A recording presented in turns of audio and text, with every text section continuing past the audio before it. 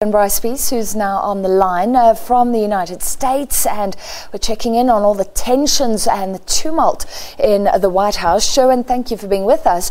I'm interested, Anthony Scaramucci, I mean, he was quite impressive at Davos at the start of this year. Investment people said, look, he speaks their language. It seems like he sacrificed a lot out of support for President Donald Trump.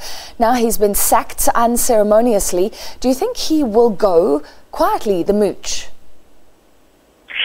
Well, it's been, about 24 hours, Francis, since he was relieved of his duties, of course, 10 days into the job.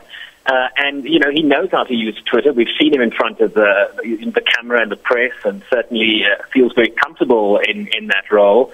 There was some speculation that he, might be retained in some capacity at the White House, but that was shot down by the press secretary, Sanders, yesterday, saying she had no information on his future role within the White House. And as you mentioned, he, has sold his asset management company in lieu of taking up this new White House role. So what he does next is unclear for now. He certainly is quiet for now, but still early days in this process, I imagine. There have been so many moves, so many dismissals. This is becoming like a Survivor show. Would you say Scaramucci is one of the big ones, Sherwin? Well, there have been some bigger ones, haven't there? I mean, Reince Priebus, for example, who resigned last Thursday, I mean, he was the chief of staff. He's just been replaced by General John Kelly. Sean Spicer, the very out there press secretary, resigned a week earlier on July 21st. The FBI director, James Comey, was fired on May 9th. The acting attorney general, Sally Yates, was fired in January. Michael Flynn, the former national security advisor. So, White House communications director kind of probably ranks in about, the middle of that sequence. When you fire an acting attorney general who refused to, if you remember, Francis, defend the president's controversial travel ban, the slippery slope began back in January, and it has continued to slide. Why they have parachuted John Kelly into this White House is to stop this chaos. They want some predictability, they want some stability, and they're seeking that from a United States four-star general now.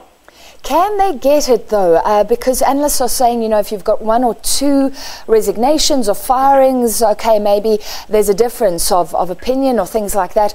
But when you've got the scale of the instability here, does it point to the top, to Donald Trump himself, and a massive problem with his own leadership? As a journalist, I'm sort of reluctant to speculate on what that highlights in the character of this president. People can make that decision for themselves. But what I will remind people about is the fact that this is a president who has no government experience, who has surrounded himself by people with very little government experience. You have family members who have been included in the close quarters of the Oval Office, who do not understand the legislative process. And I think you saw that with the failure of multiple bills trying to repeal and replace Obamacare in the preceding weeks. He doesn't have this the character, if you will, that requires you to cajole lawmakers. There are three branches of government. This is the president who made the process during the campaign that passing health care reform was going to be very, very easy, clearly not understanding that there are three branches of government that you need to gain consensus on to pass any legislation. So I think it's been one of the toughest lessons, a tough lesson I think his predecessor, Barack Obama, could have told him in those handover meetings they had at the White House during the transition period. This is a president that really doesn't understand the legislative process, and I think these bumps on the head are probably the best lesson he can learn as he certainly moves forward in his tenure. And could we go so far as to say that this may affect world peace? America has enemies. Russia, increased tensions, North Korea. It's a lot of drama in the White House, but will it make the United States seem perhaps like a softer target? Well, I'm not sure the United States necessarily becomes a soft target. This remains the wealthiest country in the world. It has the strongest, most powerful military in the world. And while there are serious questions about President Trump's temperament and affinity for Twitter rants, the Senate and the House of Representatives, for example, just passed a veto-proof sanctions bill, Francis, targeting Russia, North Korea, and Iran, which still awaits the president's signature. So, soft target, despite everything, I would say no. What it does affect is America's standing with allies in Europe and elsewhere. Certainly, I think, if you saw what happened with the Paris Climate Change Agreement and the withdrawal of the United States, that offended many allies in Europe, particularly the French and the Germans. We have seen a lot of contestation around the role of NATO vis-a-vis its relations with Russia, and especially as it relates to President Trump's connections to Russia. But that is still, of course, part of a special counsel investigation into his campaign ties. Alleged ties, let's put it that way, to the Kremlin.